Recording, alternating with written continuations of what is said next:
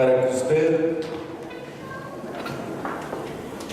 dé toda su atención a la palabra de Dios, que es la parte más importante de nuestra reunión, la palabra de Dios. Vamos a abrir la Biblia en el capítulo 3 del libro de Juan, en este estudio que hemos estado avanzando, y espero que cada uno de ustedes esté aprendiendo algo nuevo para su crecimiento y para su vida espiritual, sobre todo lo más importante. Versículo 9, capítulo 3: y respondió Nicodemo y díjole: ¿cómo puede hacerse esto? Es una pregunta muy importante, porque Jesús, después de haberle explicado, después de haberle dicho lo que es el nuevo nacimiento, ahora Nicodemo le pregunta: ¿cómo se realiza esto? ¿Cómo se puede hacer esto? Creo que esta pregunta de Nicodemo es lo que vamos a poder en esta ocasión enfocarnos para poder ver la respuesta que Cristo le da. Y cuando Jesús comienza a darle la respuesta, le dice: ¿eres tú maestro de Israel y no sabes esto? Fíjese usted lo que Jesús le está diciendo. Le hace otra pregunta: ¿cómo tú, siendo maestro de Israel, no entiendes esto? Y yo creo que Jesús tenía mucha razón cuando le dice esto en el versículo 10, porque estaba hablando de alguien que era un maestro, un enseñador, que debe haber sido entendido en profecía y haber entendido lo que Jesús estaba haciendo en esta tierra. La respuesta de Jesús, pudiéramos decir que de alguna forma subrayó la ruina espiritual de la nación de Israel en ese tiempo, porque dice la Biblia en el capítulo 1 de Juan, ¿verdad? A lo suyo vino y los suyos no lo recibieron, porque no lo percibieron, porque no supieron que había venido su salvación. Por lo menos notamos aquí que Nicodemo, por lo menos, estaba preguntando y tratando de saber quién era Jesús y cómo podía alcanzarse la salvación. Y decía que esta es precisamente una expresión donde se pudiera decir, se mira la escasez del conocimiento espiritual del pueblo de Israel en el tiempo de Jesús, ya que ni siquiera uno de los maestros de los judíos, que eran sobresalientes, podía reconocer esta enseñanza sencilla sobre la limpieza y la transformación espiritual, que no estaba basada simplemente en lo que estaba sucediendo en ese tiempo, sino que estaba basada también, y podríamos decirlo con toda certeza, claramente en el Antiguo Testamento. El efecto final consistió en mostrar que los efectos externos de la religión, de las tradiciones de los hombres, que éstas enseñan, quizás a lo mejor no podemos ver nosotros el efecto profundo que tiene, pero quiero decirle que este es un asunto donde podemos darnos cuenta que puede haber un efecto verdaderamente mortífero en lo que es en el ambiente de la concepción espiritual o de la percepción espiritual. Cuando Jesús le dice estas palabras: tú siendo maestro, no sabes esto, básicamente estaba diciéndole: ¿cómo puede alguien enseñar de lo que es la vida espiritual sin conocer la Biblia, sin tener verdaderamente un claro y profundo sentir espiritual, no solamente por la instrucción de la Biblia, sino por la experiencia y la vida espiritual que se vive. Aquí es donde nosotros tenemos que aprender a darnos cuenta que la percepción para lo que es la vida espiritual es una de las áreas más importantes en las que debemos de desarrollarnos los hijos de Dios. Sin esta percepción espiritual, las gentes o las personas no pueden entender, aunque ustedes le hablen acerca del significado de la verdadera salvación, y en que ellos puedan entender que es la palabra lo más importante para ese desarrollo espiritual. Las religiones tienden siempre a alejarnos del conocimiento profundo de Dios. Todo lo que tiene que ver con religión está basado en que la palabra de Dios no sea lo más importante, sino que esté tras un trasfondo donde nosotros no podamos entender lo que Dios quiere de nosotros. Imagínese usted maestros como Nicodemo, que no entienden las cosas espirituales, pero son maestros, guías, como dijo Cristo, guías ciegos, guiando a otros guías ciegos. Y le habla precisamente del significado de la verdadera salvación, y la palabra clave en el discurso de Jesús, cuando comienza a hablarle a Nicodemo, es creer. Comienza Cristo a decirle en el versículo 11: de cierto te digo que lo que sabemos hablamos.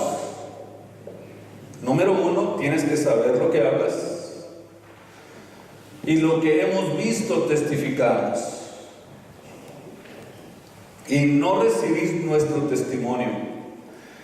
Si os he dicho cosas terrenales y ven ustedes y no crees, subraya la palabra creer, y no crees. ¿Qué sucedería si te dijera de las cosas celestiales? Y nadie subió al cielo sino el que descendió del cielo, el Hijo del Hombre que está en el cielo. Y como Moisés levantó la serpiente en el desierto, así es necesario que el Hijo del Hombre sea levantado, para que todo aquel que en él, subraye, creyere, es el centro del mensaje de Jesús, no se pierda, sino que tenga la vida eterna. Porque de tal manera amó Dios al mundo, que ha dado a su Hijo unigénito, para que todo aquel que en él cree, nuevamente, para que todo aquel que en él cree no se pierda, sino que tenga vida eterna. Porque no envió Dios a su Hijo al mundo para condenar al mundo, sino para que el mundo fuera salvo por él. El que en él, nuevamente notamos, cree, no es condenado, mas al que no cree, ya es condenado, porque no creyó en el nombre del unigénito Hijo de Dios. Y esta es la condenación. Oiga bien, esta es la condenación, porque la luz vino al mundo, y los hombres amaron más las tinieblas que la luz, porque sus obras eran malas. Porque todo aquel que hace lo malo aborrece la luz y no viene a la luz, para que sus obras no sean redargüidas. Entonces, el centro del mensaje que Jesús le da a Nicodemo tiene que ver con creer. Y vemos que aquí se conjuga 7 veces la palabra creer. O sea que el nuevo nacimiento debe ser apropiado por el acto de la fe, por medio de la fe, y esto no de nosotros, dice Dios, sino que es un don que Dios nos da cuando nosotros creemos en Él. Al poner nuestra fe en Jesús, la persona recibe, ¿qué es lo que recibe? La regeneración. Y es precisamente aquí donde nosotros tenemos que entender que cuando nosotros venimos a Cristo, Él viene a ser todo absolutamente nuevo. En otras palabras, lo que yo hablo, le dice Jesús, toda mi enseñanza la estoy hablando porque la sé y noto que tú no sabes el camino al cielo, no sabes lo que es la verdadera salvación. Y entonces básicamente le estaba diciendo, ¿qué es entonces lo que tú hablas? ¿Qué es lo que enseñas? Nadie puede hablar lo que no sabe. Por eso cuando nosotros predicamos o cuando se enseña lo que es la palabra de Dios, es porque necesitamos primero entender que la palabra de Dios nos ha enseñado a nosotros. Pero si no enseño lo que la Biblia enseña y pongo a enseñar otras cosas que van en contra de Dios, ideologías de hombres como la evolución, la encarnación, tantas cosas que el hombre ha inventado en la religión, entonces, ¿qué es lo que pasa cuando nosotros nos convertimos en ese tipo de maestros? Somos ciegos, guías de ciegos. Todos los que enseñan que tienen que enseñar, todos los que enseñan tienen que enseñar, lo que saben. Por ejemplo, cuando un ateo dice, yo no creo en Dios, fíjese bien lo que le voy a decir. Note usted lo que está diciendo alguien que dice, yo no creo en Dios. Está diciendo que él sabe que Dios no existe. Prácticamente es lo que está diciendo. Por eso lo dice. Pero si yo le preguntara a esta persona que dice que no cree en Dios, ¿de dónde viene la información que tú tienes o tu información? Y inmediatamente yo me voy a dar cuenta que su información viene de un corazón amargado, sin haber investigado con toda honestidad si realmente existe o no Dios, sin haber buscado el origen de Dios. Y entonces me doy cuenta que habla lo que no sabe. Si alguno, por ejemplo, me habla a mí de matemáticas y me dice lo que es el cálculo diferencial y lo que son las sumas, las restas, etcétera, y no lo sabe, entonces le puedo decir, ¿por qué hablas lo que no sabes? Usted sabe que hay mucha gente que trata de hablar de la Biblia, que quiere hablar de Dios, que quiere dar a entender lo que es el conocimiento de la palabra de Dios sin nunca haberla leído. Así nadie dice la Biblia es hecha, bueno, digo porque así cuando una persona tiene esas ideologías, inmediatamente comienza a tratar de justificar su falta de conocimiento diciendo, es que la Biblia es hecha por los hombres.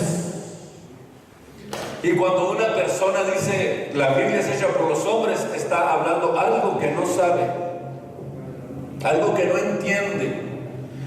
Y esto es lo primero que Nicodemo tenía que aprender. Fíjese usted, este es el principio para poder alcanzar sabiduría espiritual, para poder alcanzar un verdadero y un pleno conocimiento. Primero tenemos que aprender y saber lo que la Biblia enseña y entender lo que es el nuevo nacimiento. O sea, no era por herencia el nuevo nacimiento, sino que la salvación no se hereda. Yo no se la puedo heredar a mis hijos, no se la puedo heredar a mi esposa, ni a mis padres, ni a nadie. La salvación es un asunto individual con el que Dios está tratando con cada persona.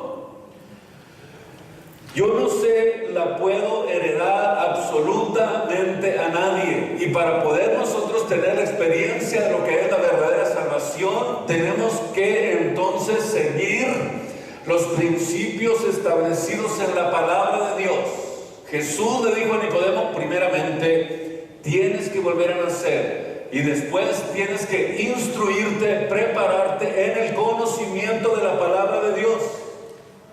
Porque dice la Biblia, mi pueblo puede ser talado por falta de conocimiento. Sin el conocimiento pleno de Jesús en la Biblia, en la palabra de Dios, nosotros podemos secarnos, podemos ser talados, podemos ser arrancados de lo que es el plan de salvación, donde Dios nos está plantando y nos está preparando para un reino glorioso y eterno que Él tiene preparado para todos aquellos que le aman y esperan su venida.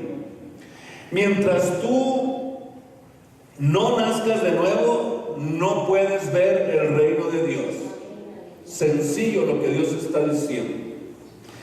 Tiene que haber una obra sobrenatural dentro de ti que se nombra conversión. Fíjense bien. Por eso es tan importante tener el conocimiento de la Biblia para poder nosotros entender esto. O sea que tiene que haber ese cambio dentro de tu vida, dentro de ti, que es conversión o convertirte a Cristo. Y si no estás todavía dentro de ese proceso, si todavía no te has convertido a Jesús, si no has nacido de nuevo, todavía estás muerto en delitos y pecados. Toda la historia, cuando Jesús vino a este mundo, fue transformada porque Él vino precisamente a hacer ese cambio en la vida del hombre. Por eso cuando Cristo resucitó, anunció su muerte y crucifixión no en el tiempo en el que Él estaba aquí, sino que desde los patriarcas y de los profetas estamos hablando de cientos de años de anticipación en el que Él había dicho el plan de redención que vendría a ejecutar a esta tierra. En Isaías 53, por ejemplo, miramos 700 años antes de Cristo lo que sucedería con Él. ¿Cómo es que sería sacrificado? ¿Cómo es que sería crucificado? ¿Cómo es que Él sería el Cordero de Dios que vendría a quitar el pecado del mundo? ¿Cómo es que Él se convertiría en el único pan vivo que había descendido del cielo? O sea, Cristo había venido desde el cielo y venía a enseñarnos cómo nosotros podemos entrar allá al cielo. A eso venía. Todos los patriarcas y profetas hablaron de Él. Isaías, Malaquías, los salmistas como David. Imagínese usted que Nicodemo, pudiéramos decir, no tenía excusa para no entender quién era el que estaba delante de él. Pero por la falta de conocimiento, por la falta de entendimiento acerca de lo que era la profecía, acerca de la venida de Jesús, no estaba enterado de lo que estaba pasando.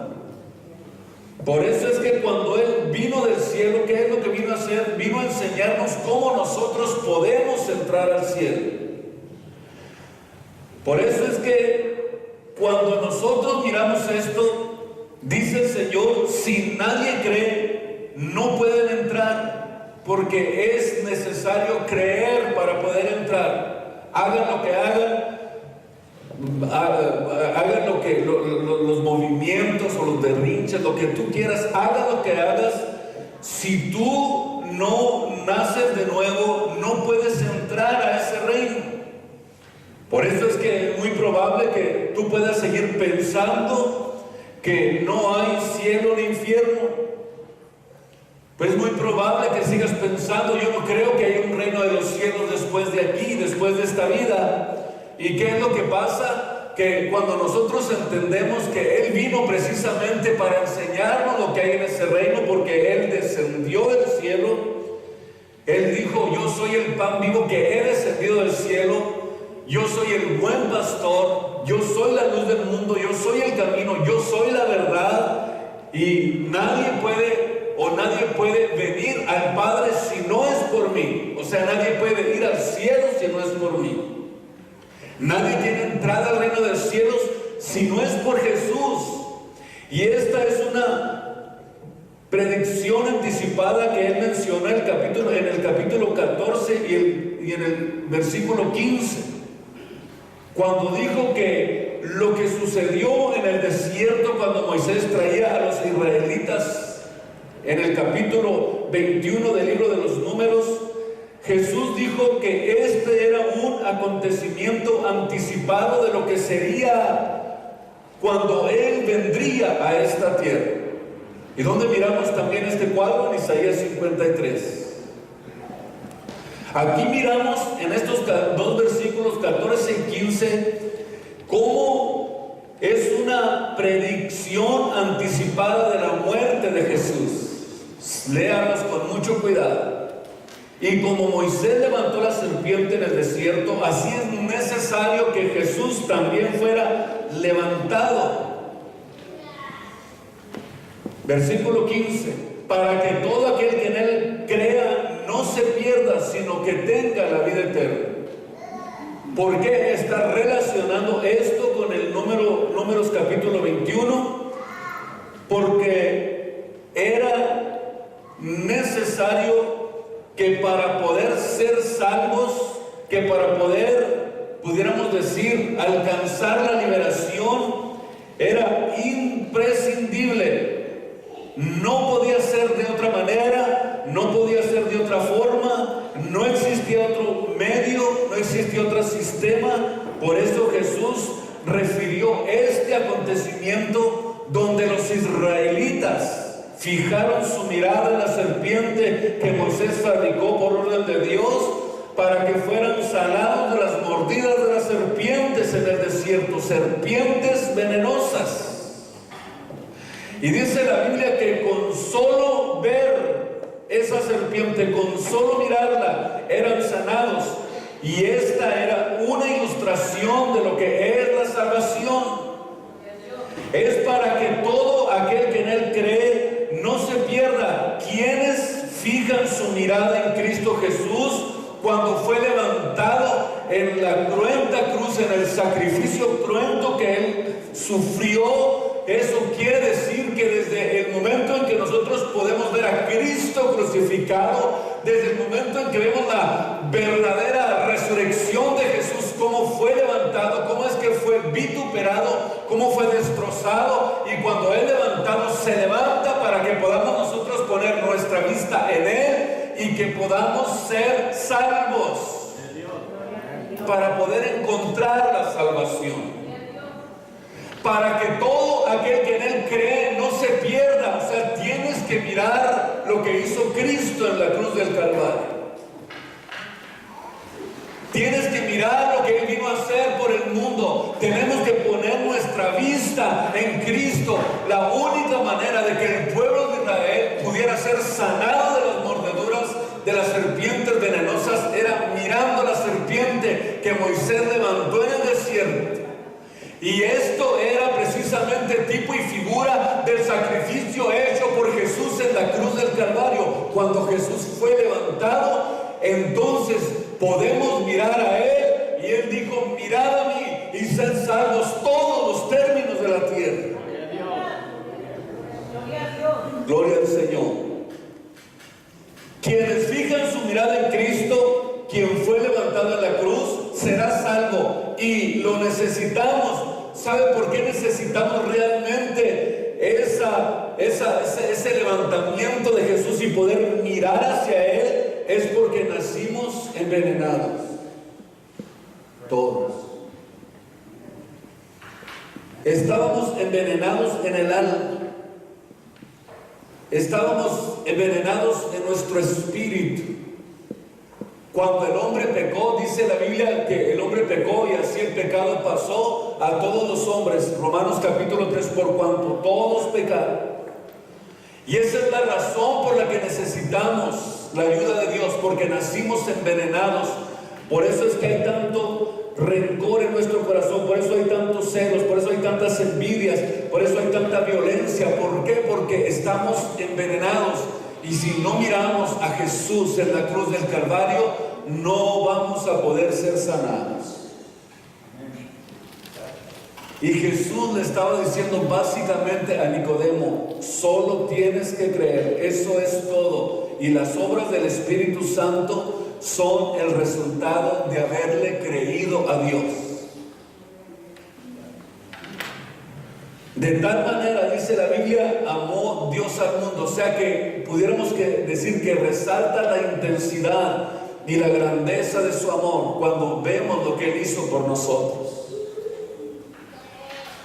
Este es el amor que está dispuesto a sacrificarse por otro. El amor de Dios es el amor que está dispuesto a sacrificarse por otro. Él estuvo dispuesto a sacrificarse por nosotros. Él estuvo dispuesto a derramar hasta la última gota de su sangre en un sacrificio cruento para poder salvarnos, porque nos amó de tal manera que estuvo dispuesto a sacrificarse a sí mismo para poder darnos a nosotros la sanidad espiritual que tanto necesitábamos, urgentemente la necesitábamos. Por eso es que dice la Biblia que de tal manera amó Dios al hombre, al mundo, al ser humano. Si tú puedes creer que Jesús murió en la cruz del Calvario y que derramó su sangre por ti, y si miras hacia Él, serás salvo. La salvación está asegurada.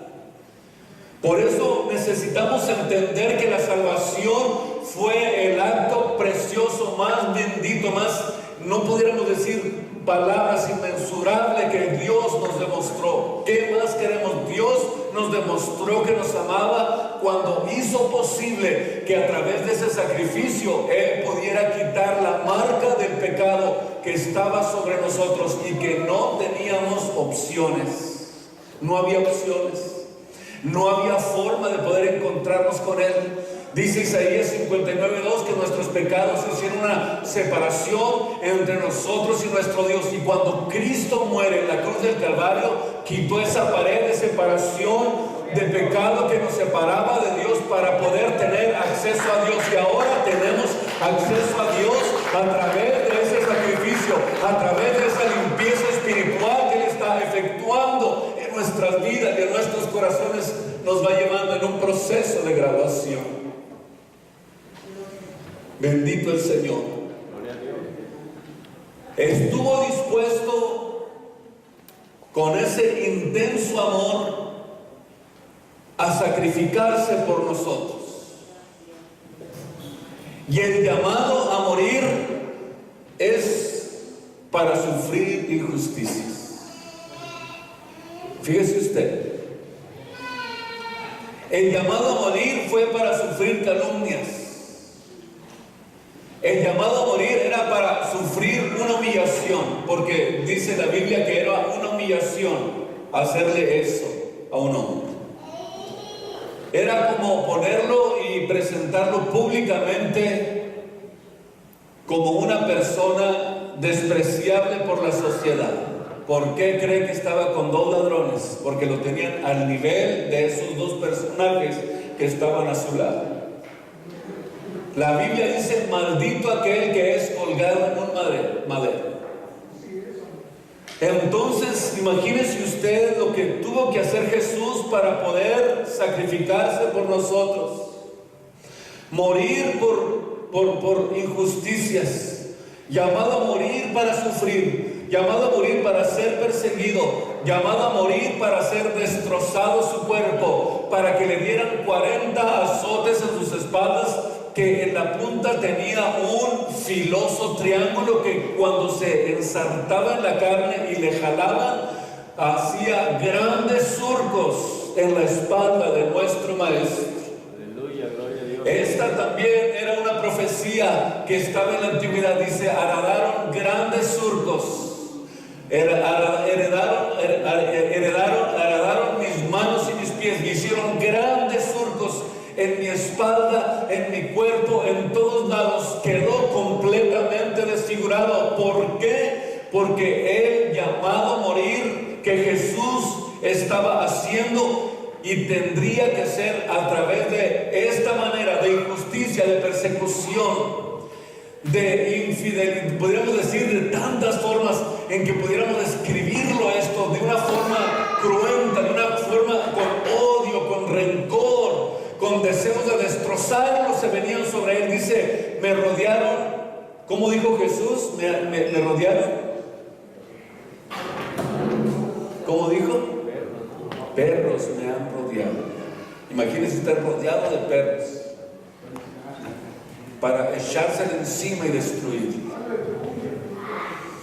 Me han rodeado.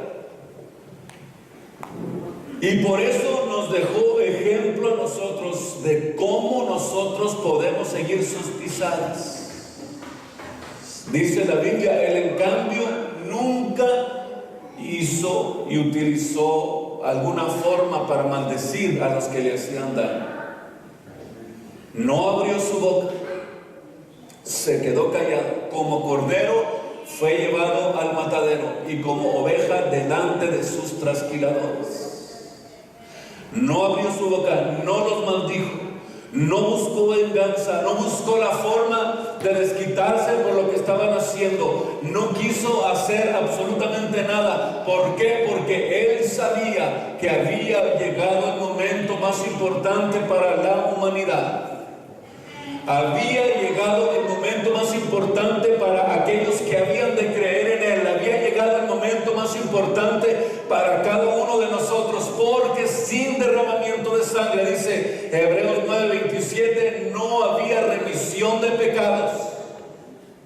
Sin ese derramamiento de sangre no hubiéramos tenido la posibilidad de ser salvos, pero gracias a que Jesús fue de alguna forma destrozado y que fue derramada hasta la última gota de su sangre, es que ahora podemos disfrutar de una salvación tan grande como la que Dios nos está ofreciendo en esta preciosa mañana. Gracias, Cristo. Por eso tienes que entender que para poder entrar al reino de los cielos tienes que volver a nacer.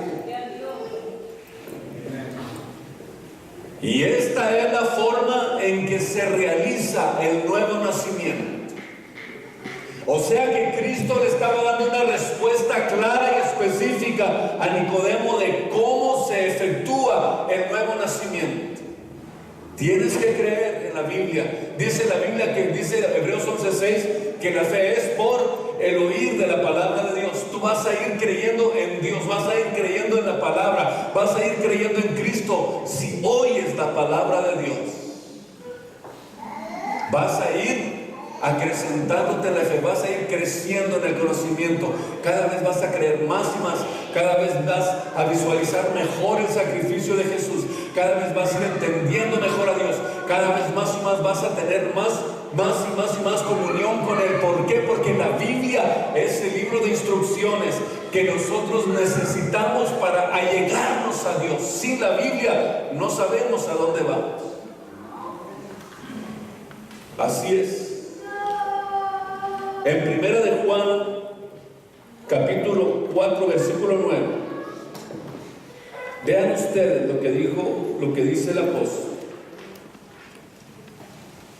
En esto se mostró el amor de Dios para con nosotros. Escúchenlo muy bien, en que Dios envió a su Hijo unigénito al mundo para que vivamos por Él. Para que pudiéramos alcanzar la salvación por Él. En esto consiste el amor, en que nosotros, no en que nosotros hayamos amado a Dios, sino que Él nos amó primero y ha enviado a su Hijo en propiciación por nuestros pecados. ¿Para qué murió Cristo en la cruz del Calvario? Para que no te perdieras. Con ese propósito murió Jesús, para que no te pierdas, para que obtengas la vida eterna, para que obtengas la salvación. Para eso murió Jesús, para que no vayas al lugar de la eternidad sin haber pasado por la sangre del Cordero, sin que la sangre del Cordero te haya limpiado. Por eso es que cuando Jesús fue destruido, cada vez que recibía golpes, dice la Biblia que salpicaba su sangre en los alrededores. ¿Y por qué salpicaba con sangre? Porque quería alcanzarnos a todos. Por eso es que si la sangre de Jesús salpica, es porque quiere alcanzarte a donde quiera que estés. Él quiere limpiarte, Él quiere salvarte, Él no quiere que ninguno se pierda, sino que todos procedan a un fiel arrepentimiento. Ese es el deseo de Dios, que nadie se pierda. Que nadie, Él no vino a condenar al mundo, sino que vino para que el mundo fuera salvo por Él. Él quería salvación para todo el mundo. Él quiere que cada uno de ustedes, los que están en esta sala, no se pierdan. Dios no quiere que tú te pierdas.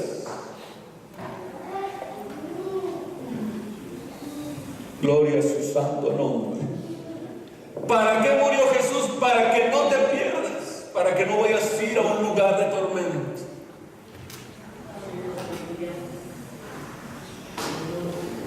El apóstol Pablo, en 2 de Tesalonicenses, capítulo 1,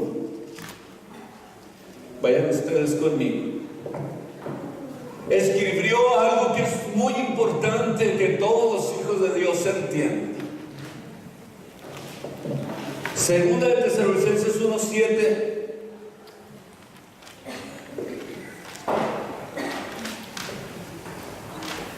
Y a vosotros que sois atribulados, Dios quiere daros reposo.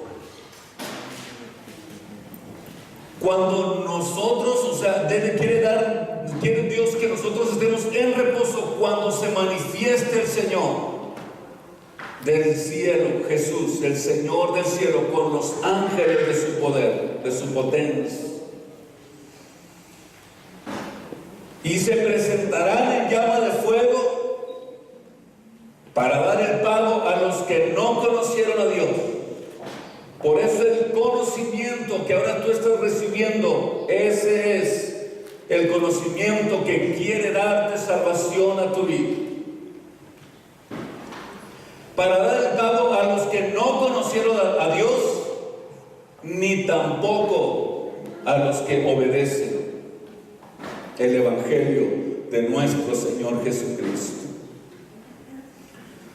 Dios va a dar el pago según fuere a cada uno. A los que no conocieron el Evangelio y a los que lo conocieron y no les importó, los cuales serán castigados de eterna perdición, subrayo usted, eterna perdición, por la presencia del Señor y por la gloria de su potencia. O sea que Cristo murió con un propósito. Cristo murió con un plan muy claro y muy específico. Cristo murió para salvar lo que se había perdido. Cristo murió para rescatarnos. Cristo murió para sacarnos de este mundo victoriosos. Cristo murió para que pudiéramos obtener eterna salvación y vivir eternamente a su lado. Para esto apareció el Hijo de Dios, para darnos salvación. Gloria a Dios, aleluya. Sin embargo, notamos que cuando viniere Jesús para ser glorificado en sus santos y hacerse admirable, versículo 10, en aquel día, en todos los que creyeron, por cuanto nuestro testimonio ha sido creído entre vosotros. ¿Cuál va a ser la perdición más difícil, más insoportable, más triste y más lamentable para el hombre? Ser excluidos de Dios. No hay peor miseria que le pueda pasar al hombre que estar separado de Dios, alejado de Dios. Como decía el apóstol, alejados de las promesas de Dios, sin esperanza y sin Dios. ¿Qué vamos a hacer? ¿A dónde vamos a ir? Si vamos a estar excluidos de Dios, estamos separados de Dios. ¿Sabe por qué necesitamos a Dios tanto? Porque solamente cerca de Dios hay paz, hay armonía, hay gozo, hay felicidad, hay confianza, hay esperanza, hay fe, hay deseos de seguir adelante. Y es ahí donde Dios quiere llevar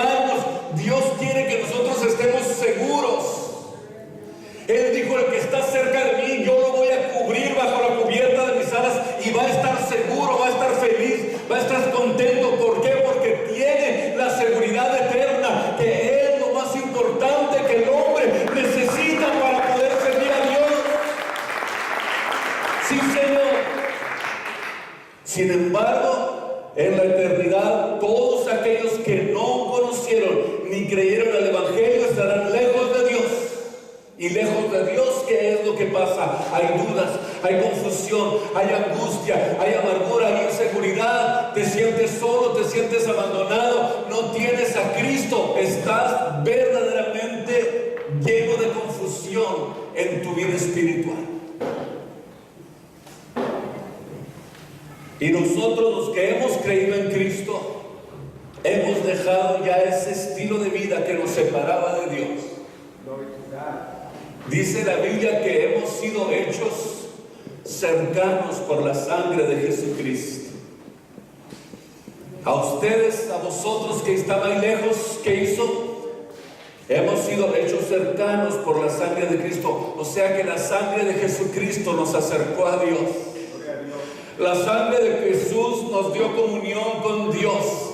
La sangre que Él derramó en la cruz del Calvario nos amistó con Dios. Y ahora Él es nuestro amigo. Él es nuestro Señor. Él es nuestro Padre, nuestro Príncipe. Es lo mejor que nos ha pasado, habernos encontrado con Cristo en esta tierra. Señor, te damos gracias. Te damos gracias por la sangre que derramaste en la cruz del Calvario. Gracias por esa sangre, porque esa sangre es la que me amistó contigo. Esa sangre fue la que nos unió a Dios.